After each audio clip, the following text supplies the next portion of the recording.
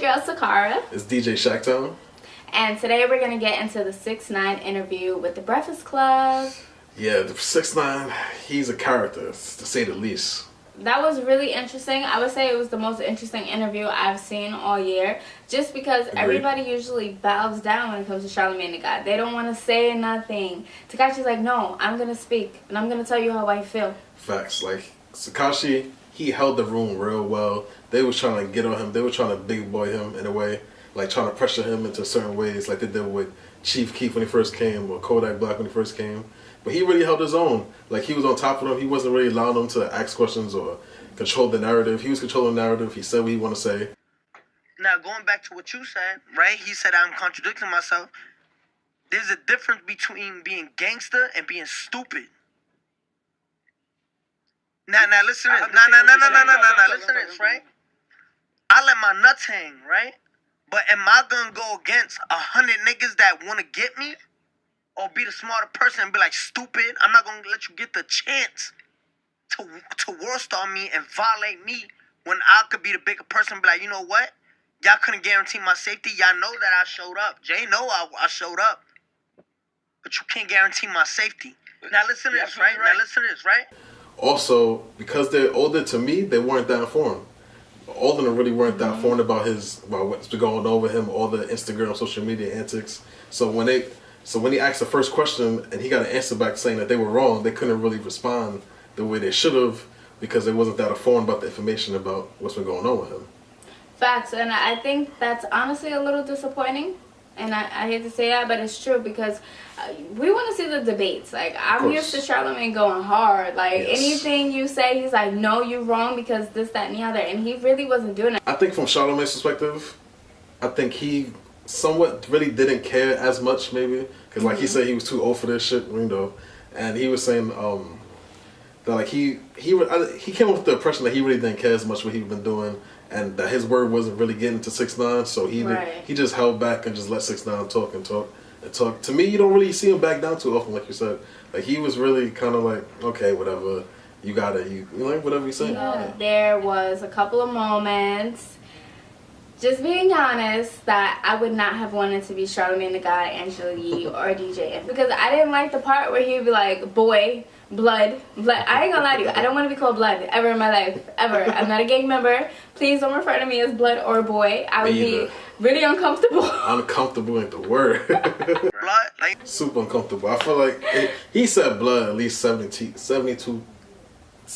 times the whole interview. He was saying boom. He was saying every gangster line you ever heard in Brooklyn. You heard in that interview.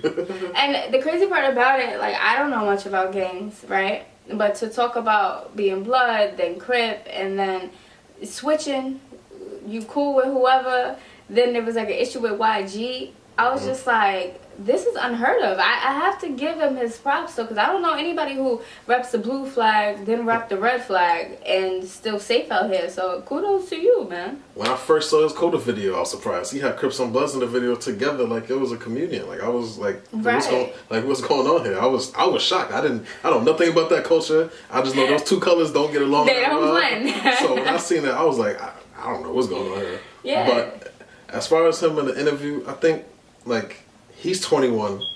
He's young. He has the most money he ever had in his life. He came from nothing, as he said.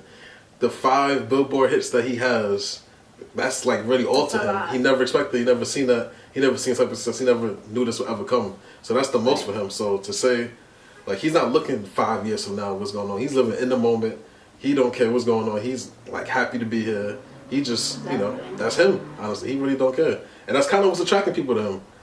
Because half the people that hate him want to see him get hurt or want to see him lose. Half the people that do like him really rock with his music and really believe what he says or what he does. So it's intriguing, to say the least. I mean, honestly, I have to agree with Tekashi 6ix9ine that him being him got him to where he is today. Absolutely. So changing up wouldn't make any sense right now in this moment unless he just didn't want a career anymore.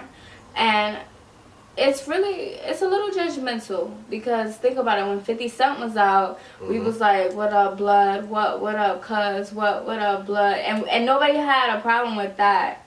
It's just now, all of a sudden, he's light skinned, he's short, he got tattoos on his face and colored hair. So now they're looking at him like a weirdo gangster, not really like saying because he doesn't fit the part that he couldn't say all this gangster stuff, and it really doesn't come across the same way to a lot of people. But it's really all of his image. If he didn't have all of that, them songs don't hit. Like if he just released the music without music videos, I don't think he becomes as popular as he does. The videos help give him an image, gave him a bigger voice, gave him a bigger audience because it just looked authentic. Like when Shredder first came out, it looked authentic to what he was doing, what he was saying. It all has to fit in order to become a great artist these days, honestly. That's true. And you know what? He could talk all that crap, and you could, like, you don't have to be around, you don't have to see what he does if he's really about that life. He obviously is about some different sort of life, because there's no way in God's green earth I'm ever tatting my face. Ever. Like, no filter. That's like the new trendy thing to do with these rappers is tattoo here, tattoo there. Yeah, that they're not thinking 20 years from now. And it's big too. Like, it's not even like a cute little tat. It's like a whole face tat. Not only that, like his teeth. Like, what? He's literally the Joker, honestly. Yeah, like so, I mean, anybody who does that has a lot of balls. So.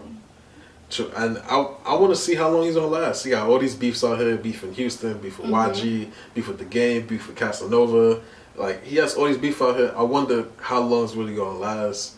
How long is his career really gonna last? Is the music good enough to really carry him over all the other BS that's around his name? Right. It's kind of a wait and see, in my opinion. I'm not too sure yet. I mean, I can't lie. Kiki and Rondo. Rondo's hard. I love those songs. So if he could keep making music like that, I feel like he can last.